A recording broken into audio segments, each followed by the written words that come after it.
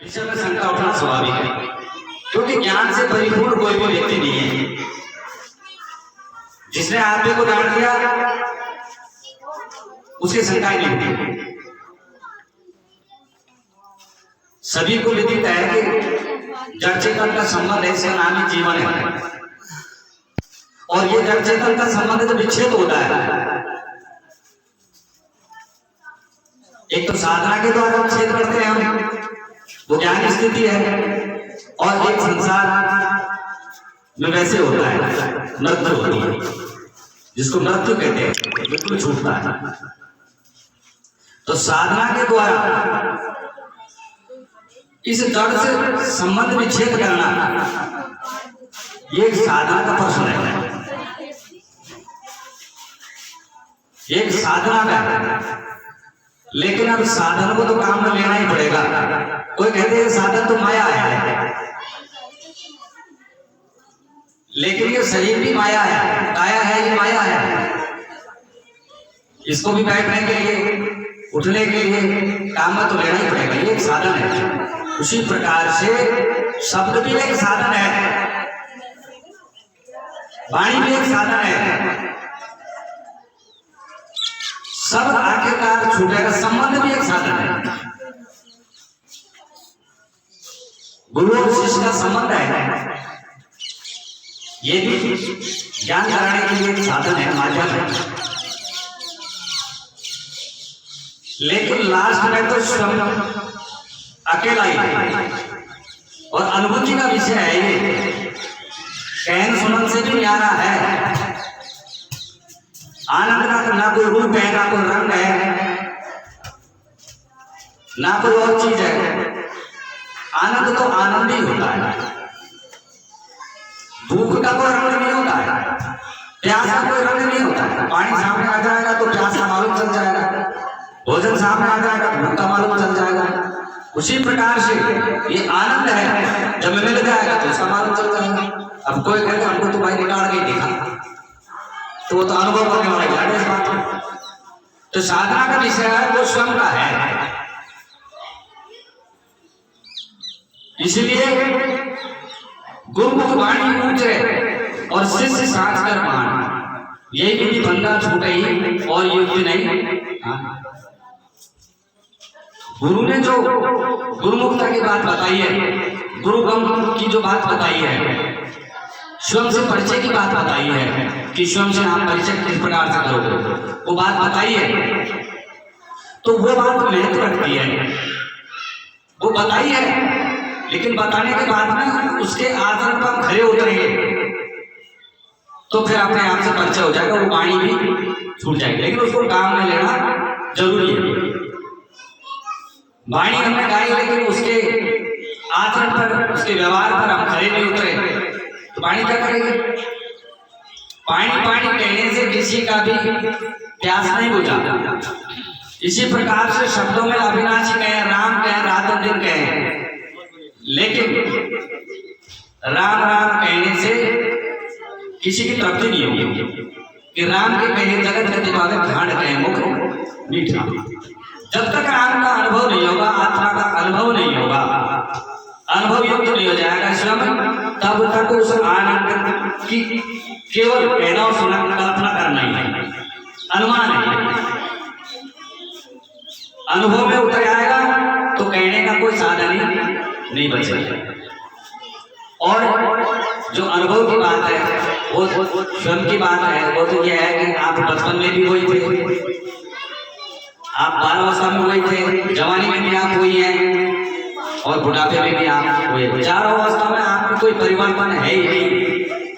परिवर्तन है तो इस माया से ये शरीर का जो दिख रहा है ना दृश्य, इसका परिवर्तन है।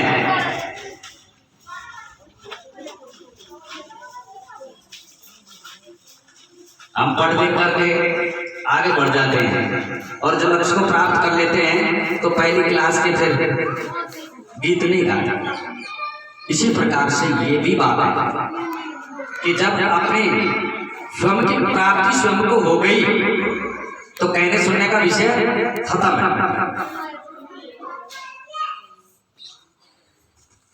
लेकिन अनुभव के लिए ही पहली क्लास से लेकर के 16वीं क्लास तक कक्षाएं चलाई जाती हैं। ये जितने भी चला रखे हैं ये साधन चलाए जाते हैं अनुभव से परिपक्व के लिए, परिपक्वता के लिए। ये वाणी भी परिपक्वता के लिए कि बार बार गाने से, बार बार मनन करने से, बार बार चिंतन करने से, बार बार फिर उनके अनुसार व्यवहार करने से व्यक्ति के समझ पक जाता है। और जब तक कोई चीज पकती नहीं है तब तक अनुभव परिपक्व नहीं होता है। जब फल पकता है तो उसका रंग भी बदल जाता है, स्वाद भी बदल जाता है और खुशबू भी आने लगती है। तो पकड़ने का मतलब है कि पकड़ने की जो बात है, पकता है जब अच्छा आनंद आता है। कैरी महंगी में आपके पेट में कैरी आ जाती, कैरी थोड़ी महंगी है, लेकिन जब वो पक जाता है अच्छी तरह से महंगा है। तो महकना क्या है? इस संसार में हमने जन्म लिया है, हम खुद महके अच्छे विचारों से, अच्छे कर्मों से, अच्छे विचारों से, अच्छी रहनी से, और दूसरे को भी हम ऐसा ही मार्ग दें अपने मिलने वालों को।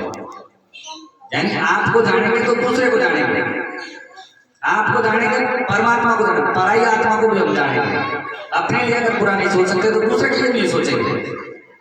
जब हमें खुद में अज्ञानता भरी हुई है तो हम दूसरों को ज्ञान नहीं दे सकते। जब हम आचरण से स्वयं परिपक्व नहीं है, कमी है, तो हम दूसरों को भी परिपक्वता नहीं दे सकते। कबीर साहब का ज्ञान तो ऐसा है कि घाट से पानी सब भरे ओवन भरे न कोय, ओवन घाट है कबीर का भरे सो निर्मल,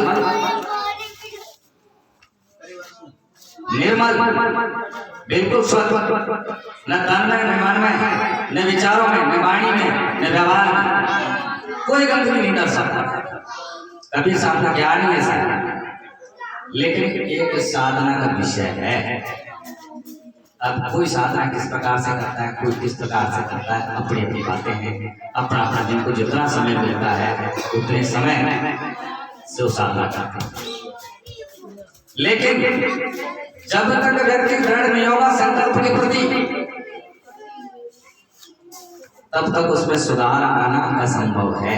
क्यों कि संकल्प ही एक ऐसी चीज है जो व्यक्ति को बदल सकती है, परिवर्तन ला सकती है। और संकल्प नहीं होगा तो परिवर्तन भी संभव नहीं है।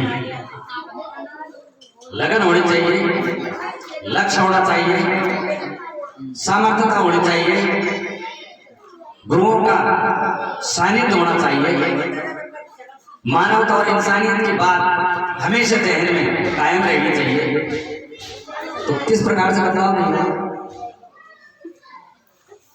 संभव है, लेकिन संकल्प के द्वारा संभव है। जब संकल्प होगा तो कामयाबी मिलेगी, और संकल्प नहीं होगा तो कामयाबी भी। क्योंकि कई बार व्यक्ति लक्ष्य की प्राप्ति के लिए रास्ते में बहुत अड़चने महसूस करता है, लेकिन जिसका संकल्प मजबूत होता है वह अंततः आगे निकल जाता है,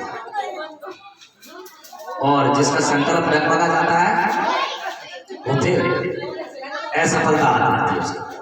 तो इसलिए सत्संग का मतलब ये है कि हम अपने विचारों में, अपने भावों में, अपने व्यवहार में इंसानियत की बात, मानवता की बात, धर्म की बात, भक्ति की बात, अपने स्वयं के कल्याण, परिवार के कल्याण के लिए, गांव के कल्याण के लिए, देश के कल्याण के लिए और सारी मानव जाति के कल्याण के लिए इस प्रकार की बातें अपनाएं। लेकिन होता क्या है, वस्तु तो एक ही है, लेकिन किसी ने ठहरा के भाई मत सही है, किसी ने कहती है कुंडल सही है, किसी ने कहती है अपनी अपनी बातें हैं। वस्तु एक है, मत सिद्धांत अनेक बना दिए। मनमति जिन्होंने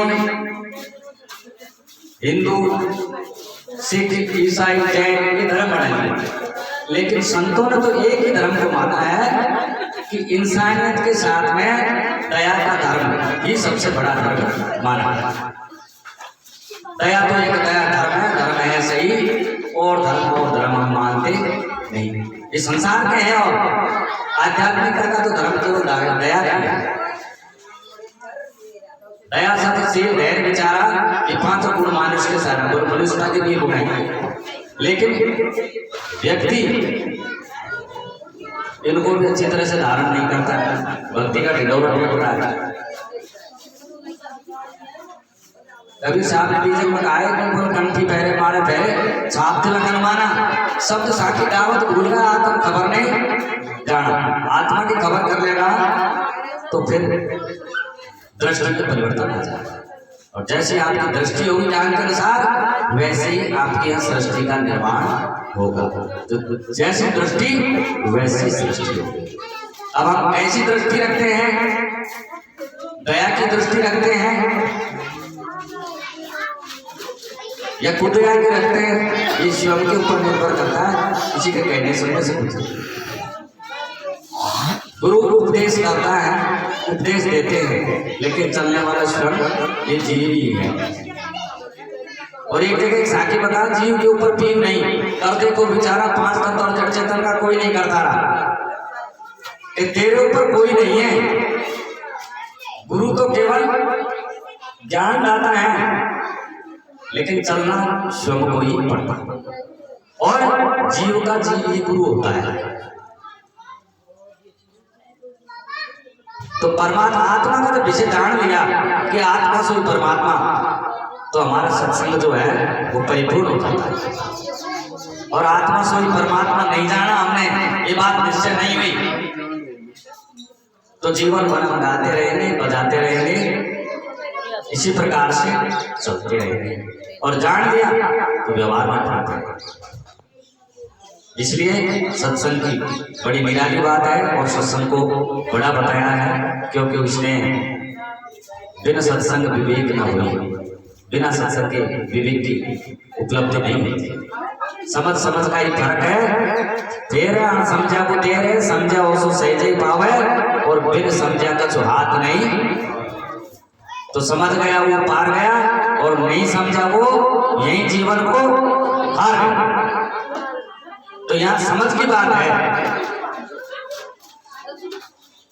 समझा सब एक है, अगर समझा सब एक, समझा उसको जान लेना जिसके हृदय में विवेक, जिसने सत्संग सुना है वो विवेक के अनुसार था। इसलिए आपके भाव में, आपके विचारों में, आपकी रहनी में परिवर्तन होना ही सत्संग है। आप निर्मल बने, सरल बने, दयालु बने, सदाचार से परिपूर्ण हो, मानव जाति के कल्याण के लिए आप हमेशा अग्रसर रहें, स्वयं का कल्याण करें और सभी का कल्याण करें। बोलिए सतगुरुदेव की। समय काफी बीत चुका है, इसलिए अब आरती की जाए, और फिर सभी जो भी प्रसादी बनी है